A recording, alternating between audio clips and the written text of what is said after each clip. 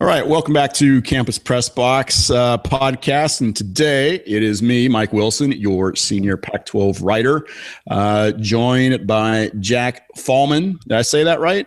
Yeah, perfect. Okay. All right. It is Jack Follman from Pacific Takes, and he's the one of the editors, Pac-12 editors at pacifictakes.com. So, and he's out of Los Angeles, correct? That is right on. All right. He is in La La Land, people. So, Jack, welcome to the program. And how's everything out in the Valley? It's awesome out here. Thanks for having me on. All right, Jack, first thing, there's a lot of Pac-12 stuff going on. There's bowl season. USC has been, in the news and out of the news, and we got Christian McCaffrey. So we got lots to talk about with the Pac-12. It's your favorite conference, I'm assuming, and it is certainly, it's certainly mine. I mean, it's the conference that I grew up in. So, it's going to be a fun chat today. So let's start off with USC. Since you are out there, what's your take on the whole USC and Hayden and hiring Helton, getting rid of the interim, tag and, just your take from it? Yeah, I feel like at best you could call it a safe move. It certainly hasn't set any it created any excitement in a crowded LA sports scene. That's the one thing I can be sure of. I mean, with Kobe Bryant retiring and the Clippers and all that goes on here, they couldn't have, I think, have had a less of a earth moving of a hire. That doesn't mean I think it's a bad hire, but I don't. It definitely isn't the needle moving hire that I think a lot of people expected to happen. And I feel like this is kind of the third straight hire that's been in that category. With that said, I think it's a lot safer and I like it more than Lane Kiffin or Steve Sarkisian.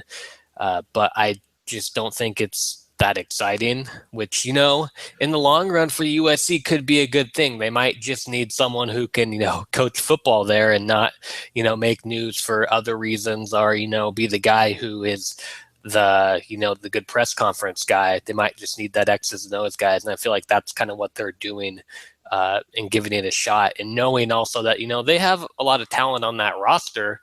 It might just be about, sticking with that and not trying to rebuild something for a while. Yeah, and I agree with you. I was happy to see Helton get the nod. I think he is, like you said, he's a good X and O's guy, and he kind of reminds me of Orgeron a little bit. He's kind of that tough nose, maybe a little bit of rah rah. I mean, Orgeron was rah rah beyond belief, it seemed like, but I think it was the safe move to make. I don't know who out there, who out in LA wanted to come here. I mean, who do you think was on their list? I think because there wasn't much out there, this is all a lot of speculation, and I'm not, not super connected. So I think Kyle Whittingham might have been the name that they were looking at for a while, but, USC themselves, I think, kind of, started the exposure of, Whittingham he's a good coach, but I don't know if he's a guy who you're going to be a knockout. Along with that, I mean, you kind of have to look at that old. You kind of have to look at the USC paper trail of guys who are connected to the program, and I think Jack Del Rio was one of those guys. I mean, then you have guys who, you have the pie in the sky thoughts of Chip Kelly, or has Pete Carroll want to come back when the Seahawks were kind of struggling there. But I think one thing that, I think every program kind of goes through sometimes now when they've been struggling for a while is you have to wonder, maybe there weren't as many people that interested in that job as some USC people might think. I've seen it at other jobs before where people, the fan base kind of has, they kind of remember the good old days, but then they don't realize that, that's not quite the job it was 8 years ago. So maybe they looked around and they saw the names of maybe, Kyle Whittingham type of coaches who would be the guys they could get anyways. And they're like, you know what, let's just try this, with the interim guy for once and see how it works rather than, get really extended into a guy who isn't a slam dunk anyways. Yeah. Now is the fan base out there, are they a little I mean, are they kind of like Texas? Are they, do they think of themselves a little higher and mighty than maybe they really are at this point? I think they do. I think every fan base does a little bit. And sure. I don't think USC is to the extent of, like a Texas or, a program like that, or like a big SEC program that's not what it once was, or even a Big Ten program. I think their fan base, kind of along with a lot of West Coast programs and LA teams in general, they're not as intense as a lot of them. And I think they're a little bit more, they're not as informed or as some of the other ones. I don't think they're that crazy. I don't think they thought they were pulling Nick Saban out there, but I think that's true. I think they do probably have a little bit of that. They probably maybe thought, oh, well, I think they think they could maybe, you could pull a David Shaw or something, and maybe you don't realize, like, no, you can't. You're not that job right now. Yeah. And I always thought the Chip Kelly thing, while it was a nice thought, I just never thought it was going to be happening at all. Yeah. I don't think, I don't think he's ready to leave the NFL and come back, to the college ranks and even come out West, because he's an East Coast guy. So, I never thought that was going to be the thing with him. But I am glad, now Helton, how long is the contract? Was it like a 2 or 3 year deal? Do you know that? Off the top of my head, I actually don't know how long his deal was. I don't feel like it was super long, but I don't think it was like a 5-year, 4 or 5 year deal. But years. It looks like it was 3 years. So really very short, I would say. Yeah, so they're gonna, it may be a feel good story for right now, but I'm sure the buyout's very little to get rid of him if need be. Now, he got rid of, it seemed like 3/4 of his defensive staff, anyways. What was it, like on Sunday or something like that? Are there names that are popping up out there in terms of replacing? The defensive coordinator, and I think it was the linebackers coach, and I think someone else was special teams and all that kind of stuff. Yeah, I know. There was a Clancy Pendergrass, who I think he ended up in the 49ers. Now, he was a name that was floated out there, I've heard, and I'd have to look at exactly what is kind of career path. But I know he's been I think he's been the defensive coordinator at USC before, I think under maybe Kiffin, but he's a name that I've heard. Other than that, I haven't heard too many names. I think that's the only one that I've seen out there publicly. Sure.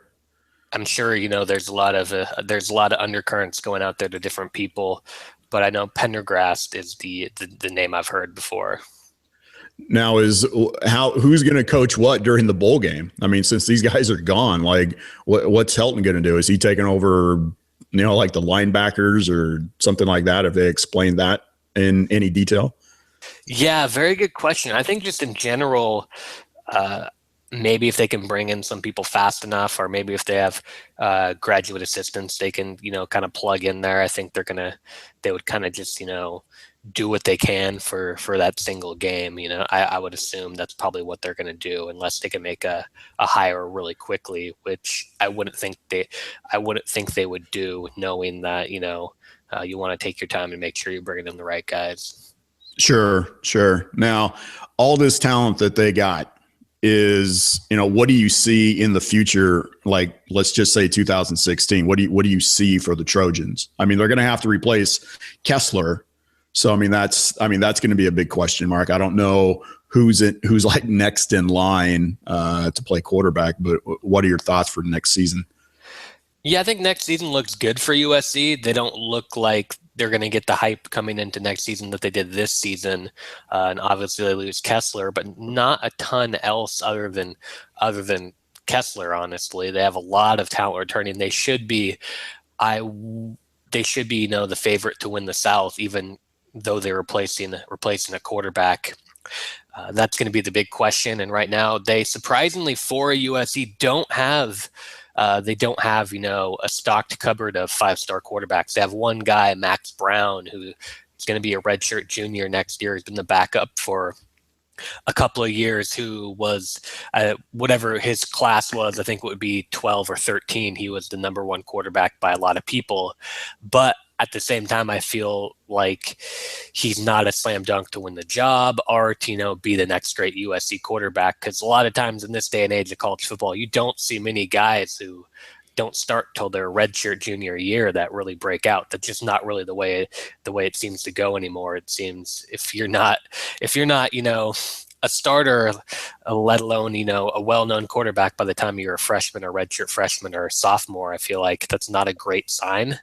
Yeah. But at the same time, he has the tools to, be a 5-star quarterback coming out of high school. And at USC, he's going to have Juju Smith and Adoree Jackson, to throw to on the edge, and a really good line, and some really good young running backs too. So he'll have a lot to work with, who are not just Brown, whoever wins that job. But right now, looking at it, there isn't a young guy on their roster who's everyone's really excited about to be the guy next year, now that Kessler's moving on.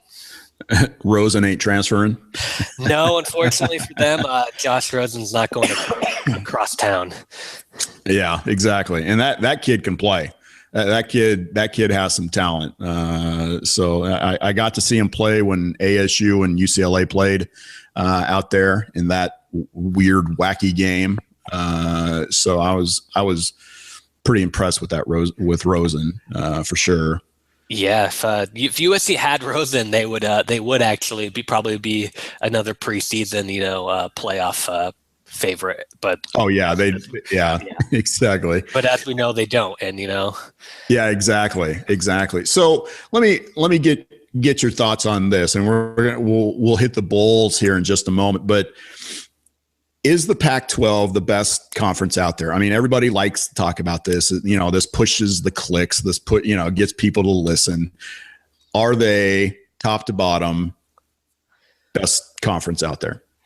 You know what? If you say top to bottom, I say yeah. This year, year in and year out, not yet, but this year I would say probably the Pac-12 or the Big 12. I really like the top of the Big 12 with those 4 teams, but they don't have the depth that the Pac-12 has this year. And while the Pac-12 might lack that elite team, I would say Stanford's just as good as anyone else out there. But they're a 2-loss team. I think you can't argue with the Pac-12's depth, and those teams 1 through 10, I think they can go at it with anyone else 1 through 10, and at each level, I would say of those 1 through 10, I like them just as well as any other conference at those different slots. So yeah. Oh yeah. Yeah, other than maybe 2 at the second or third, I'd say maybe the 3rd or 4th slot, because I do like Oregon now that they're kind of got everything humming as good as anyone else is number 2. But other than maybe like that 3rd or 4th really good team, I really like the Pac-12 this year. And I'm usually very pessimistic when people bring that question up. So this is a good year. Yeah, it was a good year. I would agree with you with the depth. With them, and that anybody 1 through 10 could potentially knock off one of the top dogs in the in the conference. I mean, Washington State totally surprised me this year with how well they did, because I was thinking Leach was on the hot seat. If he, especially after he lost his opener to Portland State, I was like, man, he might get handed the pink slip, on the way to the locker room after that game. Yeah. But they surprised me. And the team out here that I cover a lot, ASU, holy smokes, I totally drank the Kool-Aid with them. I bought in to what I saw at practice. I bought what I saw, from what Coach Graham was saying. And then they just laid an egg. I mean, they couldn't get anything going, and it was mightily. Now, I'm not an ASU alum or anything, but I was close to going, okay, yeah, these guys could, make some noise, but after the first couple preseason games, I was like, I don't think they're really going to go anywhere. But and then, the Ducks, half my family are Ducks. So, yeah. Half of us are Ducks, half of us are Beavers. Okay. So, I'm on the Beaver end of it. So, yeah, it was a long year for me. Yeah. Yeah, wow. A little bit. Yeah. But the Ducks, I agree with you. They got it rolling right now. And I think, I was reading, I think it was an article by you today about, that maybe the Pac-12 is getting away from being so like, hurry up. Let's hike the ball every 3 seconds kind of thing. Yeah. To more kind of drop back. And as I kind of thought about it, it does make sense. None of these teams are really kind of going gangbusters up and down the field. Like you said, with Oregon and Mariota just running the show and running through everybody. Yeah. So let's talk about, some of these bowl games now. Arizona and New Mexico. Not that this is a bowl game that we necessarily give two rats, what about? Yeah. Exactly. What is it, like the New Mexico Bowl, and it's a home game for New Mexico. What's been Arizona's issues, do you think, this year? I know they've had issues at quarterback with Solomon, not only he was injured kind of off and on, but also he was really erratic at times.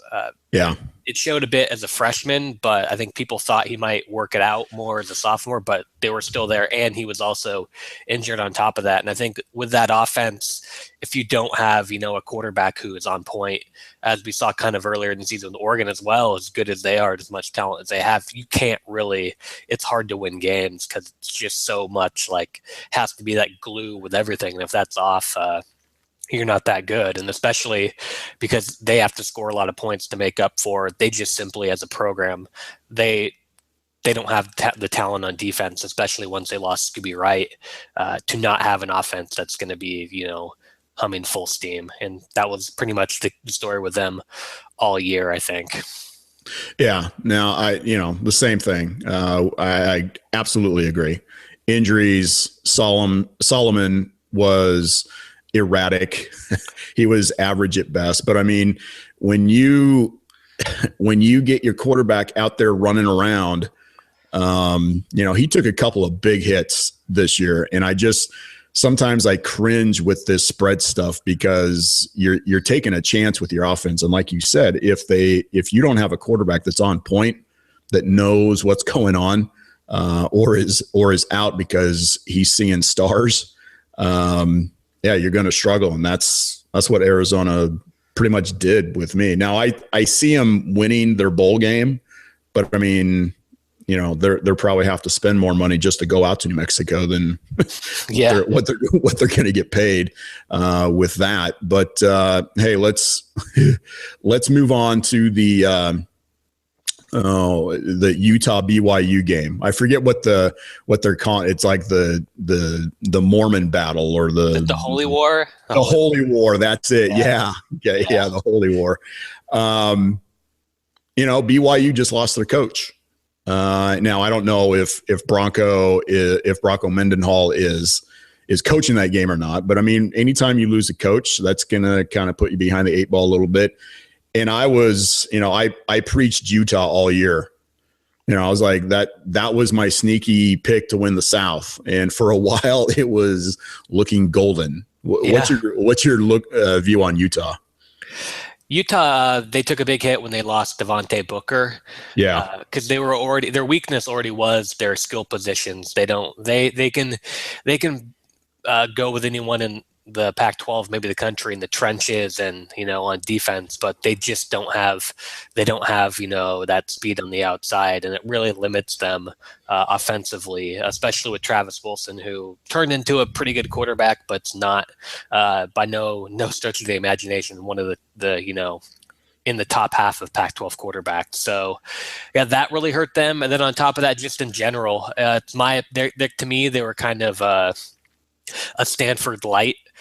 more back in the day. More back in the day when Stanford was a team that was gonna beat you up and run the ball and score 24 points and then limit you to 14 points and win that way. But to me, that's just for them. On top of losing Devontae Booker, that's just a really hard way to win games. Not just winning games, I would say that, but to win 10 to 11 games, because that leaves the way they play leaves you such a small amount for margin of error that, especially in this day and age when you're going to have to defend 85 plays in the game, that it's hard to win. It's hard to win a division playing to where, okay, we're going to have to win, but we're going to have to hold our opponents to 17 points every week. And I think that just kind of caught up with them when they played some of the better offenses in the South, and they just kind of ran out of steam. Yeah, no, I would absolutely agree. Utah, and Wilson, Travis Wilson going into this year for me, I saw him when they came out and played ASU last year, and I was like, this is the guy. Yeah. They're talking. I'm like, what are people seeing with this kid that I'm not? Because this guy to me was average at best. So that was, to me, going into this year, even though I kind of preached Utah, that was the one area where I was like, Travis makes me nervous because he gets injured. He's been injured quite a bit. He's lost his job because of play. Yeah. So once again, it goes back to in the Pac-12. If you don't have the quarterback, things could catch up with you. So yeah. And losing Booker was horrible for them, because that kid's just a beast. Yeah. When he gets rolling. So he was almost like their quarterback in that he was kind of the heart of their offense for a lot of the past couple seasons. Yeah, exactly. I mean, I watched him last season. He ran for 225 yards on my Beavers. And I was like, can somebody just put a body on him, please? Yeah. Like, just gang tackle. I don't care what it is. Do something. But so, the holy war should be, I think it'll be entertaining. I think Utah wins it in the end, but I think it's like a field goal touchdown game. Yeah, I definitely think that's going to be fun. Rivalry game that they didn't play it this year or the year before, so it'll be fun to kind of get that back going. And one of those, lower bowl games that just ended up having, a matchup that I think will draw people in outside of just who don't follow both teams. Yeah, exactly. And I mean, last year BYU got in that huge brawl with with who was it? I think it was Memphis. Yeah, I think it was Memphis. And then BYU and Utah played basketball against each other a couple weeks ago or last week, and the BYU kid sucker punches the Utah guy right underneath the basket and gets tossed. And so, I think there's a little bad blood between the two for some reason, but we'll see. Yeah. Hey, what about Washington State? Washington State plays the U in that great bowl game called the Sun Bowl in that fantastic town of El Paso.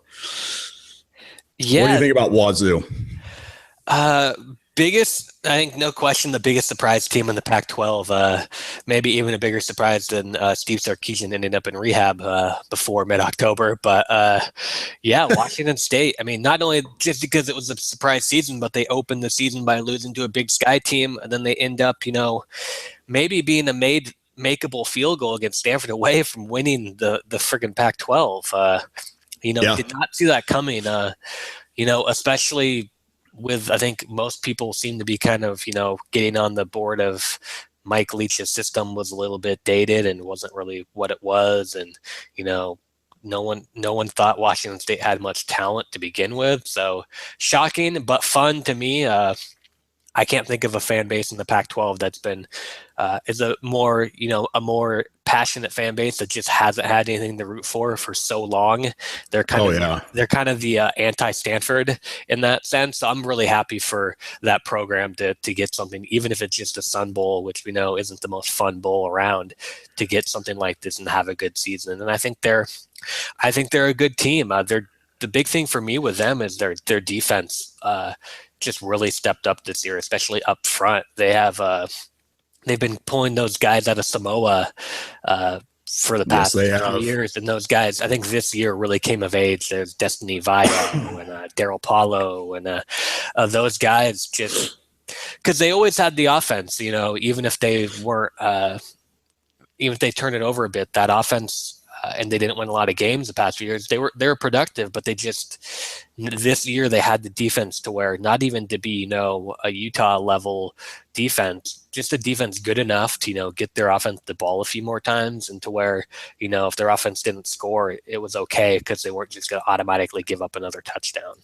Yeah, it wasn't like some Swiss cheese that the other team was going to go through. They could absolutely make some stops. Now, they did get their, what's handed to them in that Apple Cup, though. Holy, I didn't see that coming at all. I thought that would be a much more competitive game between them and the Dogs. But what's your view on the Dogs, the Huskies, right now? They're about as good of a 6-6 team when they're on as I've maybe ever seen. And that's when they're on. They're one of the youngest teams in the country. I don't know the exact numbers, but I wouldn't be surprised if they're maybe the youngest Power 5 conference team in the country, or definitely a bowl team, because they're just super young all across the board.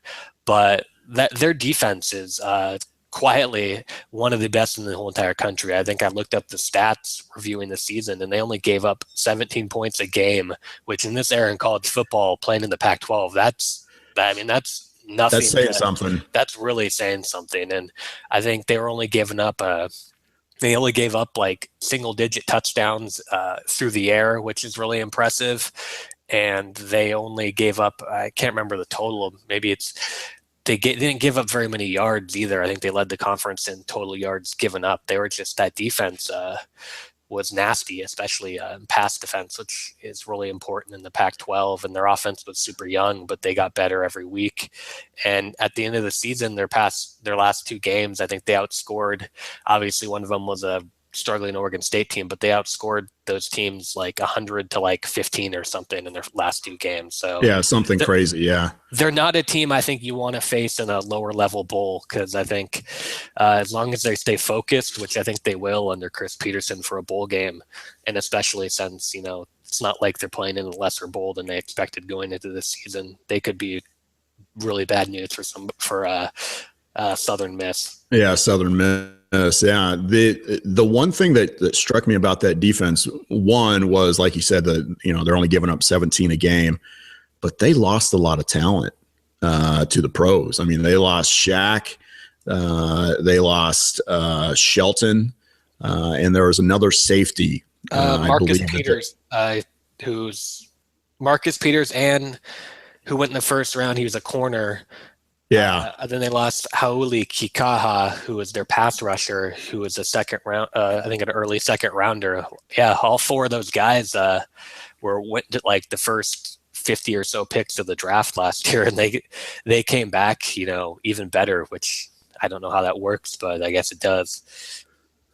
Yeah, I mean, the coach will take it all day long with something like that. So, when you lose talent like that, I was a little suspicious of Washington going into the year on defense, just because of that simple fact. But you're right; they absolutely stepped up and made it very tough for a lot of teams. Now, they'll have Southern Miss, and I expect Washington to beat them. I don't know. I don't know what to expect with Washington State and Miami exactly. I mean, I picked Washington State, but who knows what you're going to get with Miami when they come to town. But now, hey, let's talk about a team that's close to you, the Bruins. They get to go to what I like to say is the Chicken Bowl, the Foster Farms Bowl. And what are your takeaways? Outside of Rosen, what are your takeaways with UCLA? UCLA, a really talented team. I mean, I think you could make the argument. I would, that they're overall, just looking at talent, they're as talented as anyone in the conference, if not the most talented team. They had a lot of injury issues this year, especially on defense, most notably Miles Jack and Eddie Vanderdoes. That probably cost them a game or two at least. They're a good team, but obviously really talented, got a really good running back in Paul Perkins, who is one of the more underrated players in the country, in my opinion. Good veteran offensive line now, obviously Rosen. But as you know, UCLA historically, they just always seems to be something that's a little bit off with them. I never know what it is. Maybe they don't mix it up in the trenches, as some of those nastier teams in the the North like to do. Yeah, exactly. Yeah, I do think that's over time a legitimate concern about those LA schools, is sometimes they run into the Stanfords and those, even the Northwest schools that are a little bit nastier in the trenches, and they don't really want to do that because they don't want to beat you up. Yeah, UCLA, very talented, good team, going to a very weird bowl that they should win. But overall, I think as a program, something just, they seem to kind of be in, a spin cycle a bit with Jim Moore, which isn't really a bad spin cycle, but they seem to kind of be the same team every year, in my opinion.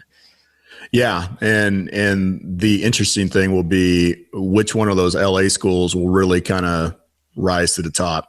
Like who's going to do it? Because, Rosen, you got an somewhat established quarterback, I guess, for the Bruins that's coming back, and he'll have some talent around him. But then the USC guy, whoever that's going to be, is going to be just, he's going to have to learn how to spread the ball around to make all those people, make all those receivers happy out there. So it's going to be interesting to see. Between the two, who really kind of says, we're the king of LA kind of deal. Yeah, it's going to be really fun to watch. I think definitely next year, and kind of as we go on. I'm interested to see how Mora does in the long run at UCLA. Yeah, I mean, he had a great recruiting class last year. Mm-hmm. Minus Snoop's kid who left, or got, the cowbell out the door. And then, it'll be interesting to see if he can back that up year after year here, because, how many people just pay attention to recruiting like crazy. And especially when your crosstown rival is who they are, who does just as well.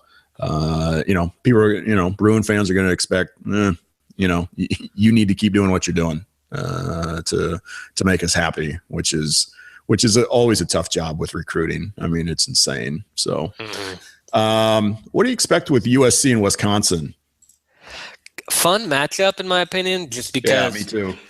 Kind of like, even though Miami is not the U anymore, but you get excited when you see them on a bowl slot for a Pac-12 team. Wisconsin, USC is kind of the same thing, name brand programs, even if this isn't their best season. The Holiday Bowls always seems to be a really good bowl, and always seems to be that first bowl of the season that seems important, that everyone's kind of watching. So I'm looking forward to this one. I don't know a ton about Wisconsin, to be honest, other than they only lost a couple games. They had a good season, but I don't. And I'm assuming they have a big offensive line and like to run the ball with a 230-pound running back. Exactly. Yeah. And a skinny quarterback who, other than when they had Russell Wilson, they always seem to have the same kind of skinny white guy quarterback. That seems to be their thing, and they're going to be tough. And a mountain of an offensive line. Yeah, and they're going to have a tough defense. So it's going to be really fun. I think, not for Pac-12 fans too, to not just play a nice Big Ten program, but also see how USC comes out under Clay Helton. Obviously, they're going to be under enormous pressure to, make that opening statement as the official guy, to be like, yeah, you made the right choice. Because if they play, a 15-20, whatever they were, like number 17 Wisconsin team, and they don't look that good, just down the 405, that's when that's not going to be a great way to usher in, an already kind of, safe at best hire. So that's really interesting, in my opinion. Oh yeah, this we'll get a really quick read on how this program is going to go with this game, because, like you said, it is a good matchup it's a good matchup for both schools. So I'll be interested to see just what Helton does, because I kind of am rooting for him a little bit. I mean, he's filled in twice, and he's a Trojan. I mean, did he go to school there? I mean, do you know that? I'm gonna say he didn't, but because I feel like I haven't heard anything about that. But. Yeah. But he's been there for a while. I mean, he understands what's going. He understands the pressure, I'm sure, that he's under. So let's move on. Stanford. They let me down against the Ducks. Holy smokes! I was rooting for Stanford to just ruin it for the Ducks, and they just they did what they did. But I have the utmost respect for David Shaw and how he runs his program. I've done a few articles on the program and on Shaw, and just the way I find, the information I find out about how they offer kids the scholarships and all that kind of stuff. And then he just how he runs his program. Is he a Stanford lifer? I think as long as he wants to be there, I think he will be there, and he's kind of the perfect coach for them. I mean, I think, and I don't see them falling off under him anytime soon. I think if it could work out, it just seems impossible to do that in this day and age in college football. But if any coach right now, around the country, just about, if you ask me, okay, if that guy is going to be that team's coach forever, he might be the first guy I would say. Yeah. And, he has a veteran quarterback that knows what he's doing. Now, I've never been a Hogan fan in terms of his fundamentals, because I look at his throwing motion. I'm like, how do you get the ball out and how do you get it there on time? Because he looks like he's throwing sidearm. To me or something like that. But, hey, Hogan gets the job done, and then all he has to do is turn around and give it to some guy named McCaffrey. And, you're off to the races. And even if McCaffrey's not in there, you got Sanders. Yeah. That can, he kind of runs like his daddy a little bit, So what's your take on Stanford going forward here? Going into the bowl game, Stanford, I think there's no question they lost that Oregon game, but there's no question to me they're the one Pac-12 team that stands out against everyone. I think they just they had that was a really weird game where they had some fluke plays that ended up costing them that game. But I think they were clearly the best team in the Pac-12 this year. They had a ton of improvement at key positions. Number one being Kevin Hogan. He's still not, he's not a Heisman type quarterback, but he went from a guy who was a liability to a guy who did everything right, in my opinion, as a senior. And then the same thing with their offensive line. They had a lot of really highly touted guys, blue chipper guys like Josh Garnett and Johnny Kaspers and Graham Schuler, who weren't really living up to their potential. But this year they put it all together, especially Garnett, and completely changed that offense into where Stanford somehow became an offensive team. So I think in the small picture, they had a great year. They just probably missed out on they barely missed out on getting a chance to play for a national championship, which I think they could have won. I think they could have beat any of those four teams. They could lose. They could have lost any of those four teams, but they definitely, in my opinion, could have beaten any of the four. Long term, I like David Shaw and I like the recruiting that they do. Next year is going to be really interesting. I think a lot of people thought they were going away after they only won 8 games last year, but then they kind of put this a little slight surprise year together. I'm going to be interested to see how they do next year, because they're going to lose a lot again.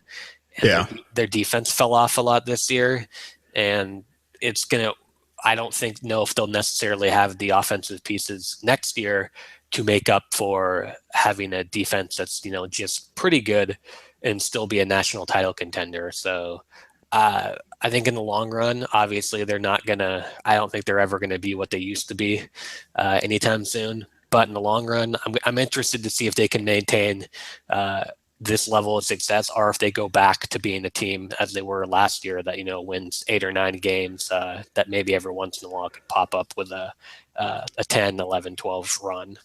Do they beat Iowa? I think so. I think if you looked at them across the board in Iowa, you'd have to be like, man, how would Stanford lose this game?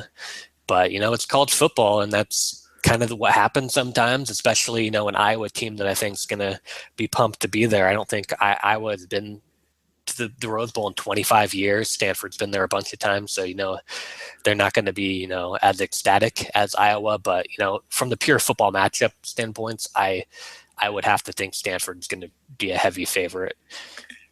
What do you see winning? Do you see it like a touchdown game, or is it a couple of touchdowns, or what do you think? I'll play it safe and say 10, a touchdown and a field goal. Exactly. There you go. Because on top of that, Stanford's a different team this year than they have been in the past, with a more explosive offense, but they still just aren't a team that, to me, blows out teams the way, an Oregon or, some, or even a USC back in their heyday. They're not that type of team.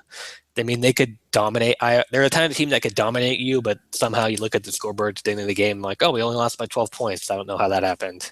Yeah, exactly. All right. Hey, let's talk. Let's go to Arizona State first before we talk about the Ducks. They have their bowl matchup in the Cactus Bowl, and that's original, isn't it? Yeah. Against West Virginia.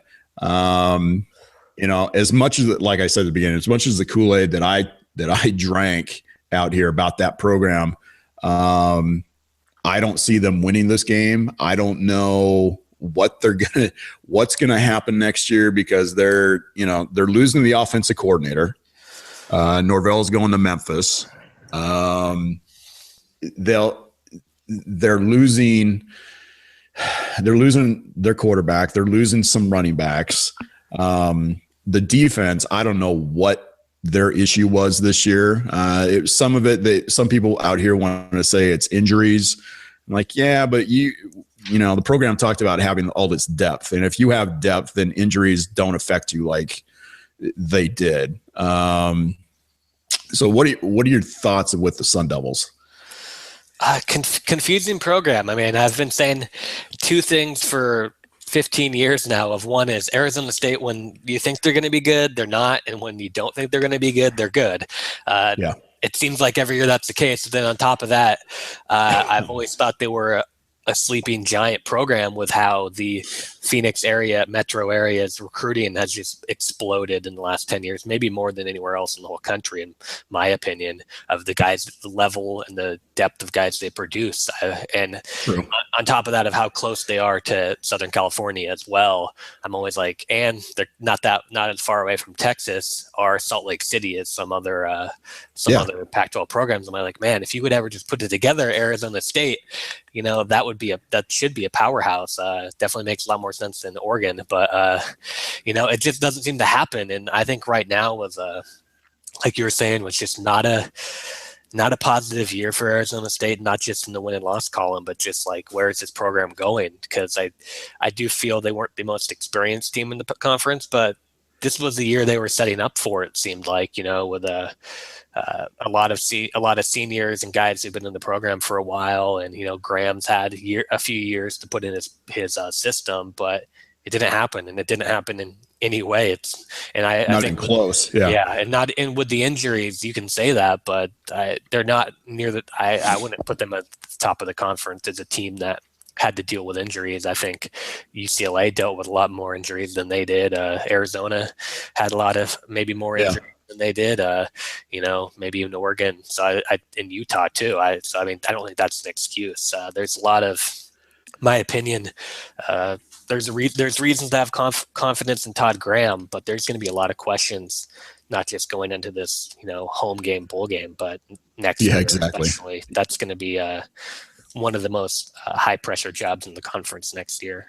I believe so too. And I think the one thing they got to figure out is who's going to be the quarterback, and what kind of quarterback are you going to have, because they had Brickovici this year and they tried running the zone, that zone read stuff. doesn't work. Berkovici's a gunslinger. He likes to throw it downfield.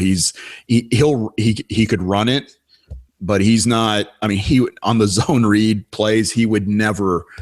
Oh my God, they'd run that stuff 10, 15 times a game, and he would keep it maybe once. Yeah, he didn't want to no part of that. And I'm like, let the kid throw it. So I mean, thinking, I'm just going in next year. What kind of offense do you want to run? Get the kid in there that's going to run the offense the way you want it, and not have to just fit a round, a round peg in a square peg, a square hole kind of thing. So yeah, there will be a lot of questions with Graham in the program going forward. Now, let's go to Oregon. Just sometimes saying that, man, just kind of grinds me.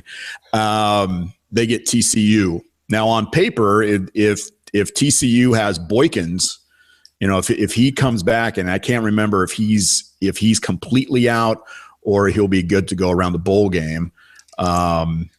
If they have Boykins in there, that could be a pretty entertaining game to watch with him and Vernon Adams going back and forth.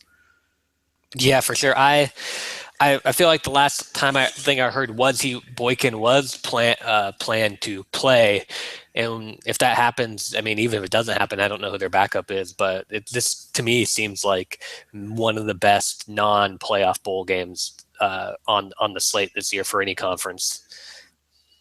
Yeah, I mean, this could be a track meet. I mean, this could be, if either defense just makes like 2 stops. Yeah. It could be, this game is like a Baylor TCU game. It could be 65-60 or, something like that. So what are your thoughts on Vernon Adams?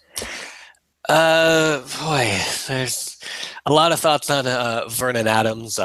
He's just because he's one of the most unique quarterbacks I think you're ever going to see. Not just in the Pac-12, but I can ever remember in college football, but definitely in the Pac-12. He's unconventional. He, in every way, shape, and form, including the way he got to Oregon. I think years from now, you'll look back at this Oregon season of Vernon and be like, what? Like, okay. And then you watch him and you play, and you're just like, okay, how did that work?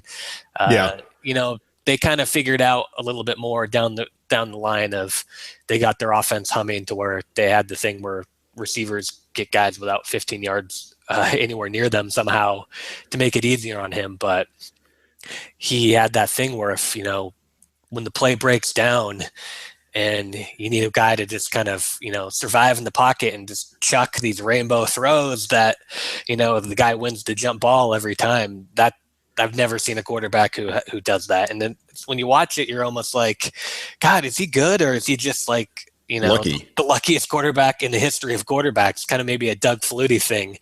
But eventually you just have to go, God, maybe that's planned. And because it just certainly looks ugly. It's like that guy who shows up out of shape to your pickup basketball game, who shows up out of shape, who just has no real game, but somehow he scores every time. That's Vernon Adams, because he doesn't even look like he's in shape. It's so bizarre. I don't know. Then he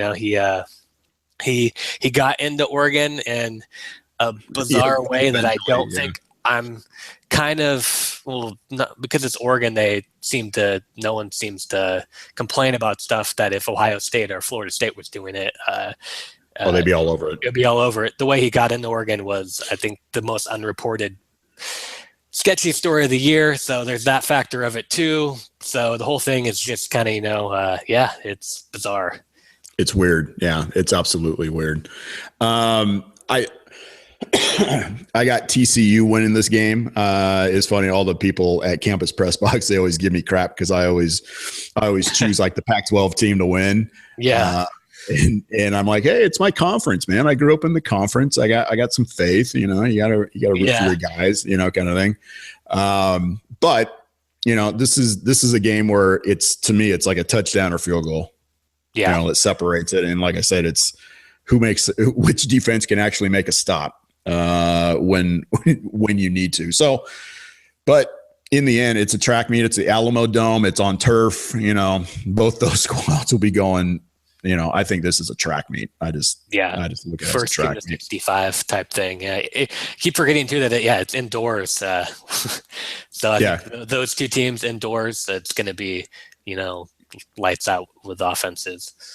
Yeah. Man. Now, hey, let's talk real quick about Christian McCaffrey.